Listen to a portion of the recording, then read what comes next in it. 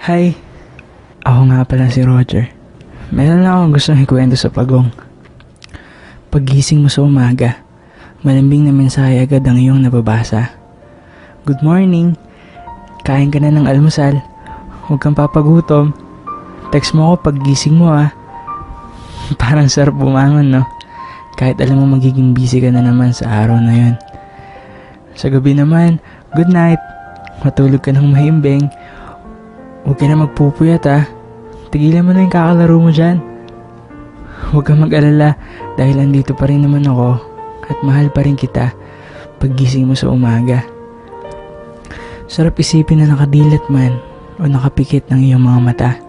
Ramdam mong may isang taong nagpapahalaga sa'yo. Hindi kayo nawawalan ng mapag-uusapan kasi hindi lang isang tao nagbibigay ng katanungan.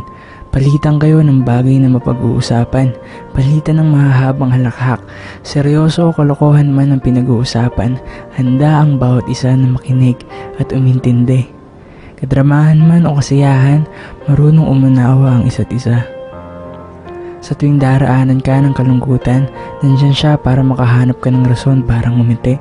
O basta nga lang makita mo siya, para sa'yo nagiging sapat na yun na rason para mawala ang simangot sa iyong mukha. Nagsilbing panyo para sa iyong luha. Nagsilbing unang maiyakap sa iyong pagkalumbay. Ramdam mong mapalad ka at may isang katulad niyang nandyan para sa iyo. Kausap mo siya lagi, maliwanag man o madilim ang langit.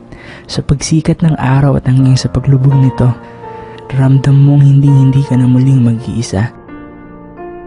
Napakasarap sa pakiramdam na sa dami-dami ng taong masigit pa sa iyo, mas pinili niya pa rin maglakad kasama mo.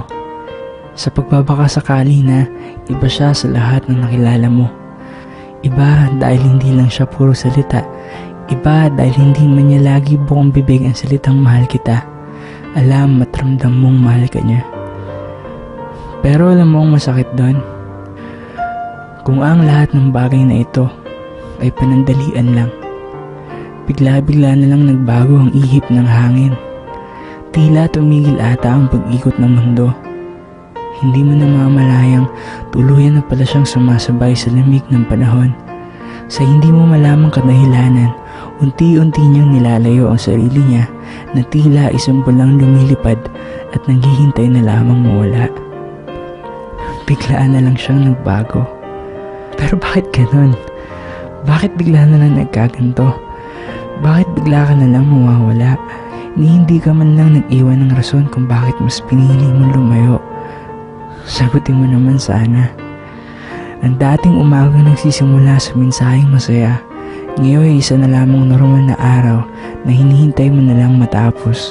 Ang mahimbing na tulog sa gabi ay napalitan na lamang ng pagtatalo ng puso at isipan. Bakit ang laging tanong sa sarili? Bakit na walang kasagutan? Bakit hanggang sa pagpikit ng mga mata? Sinanay mo siyang nandyan ka. Sinanay mo siyang kausap ka. Sinanay mo maniwala siyang isa kang inspirasyon at pag-asa sa malungkot niyang buhay. Naging rason ka para tumuloy-tuloy siyang lumaban. Naging rason ka sa mga mahahabang halakhak sa paglimot sa kalungkutan. Binigyan mo siya ng rason para magtiwala muli. Sabay ngayon, bigla-bigla ka na lang mawawala. Ngayon, binigyan mo siya ng rason para magkaluha ulit ng kanyang mga mata. Ngayon, binigyan mo siya ng rason para matakot na muling magtiwala. Sana hindi mo lang siya sinanay na nandyan ka kung sa huli ay iwan mo rin pala siya. Binigyan mo lang siya ng rason na maniwalang hindi ka pala naiiba sa kanila. Katulad ka lang rin pala nila. Pero sa bagay, nagbakasakali lang naman ako na iba ka sa lahat ng taong nakilala ko. Nakakalungkot lang isipin na pinaramdam mo sa akin, nagkamali pala ako. Pero alam mo, babangon ako at huyo ka sa akin.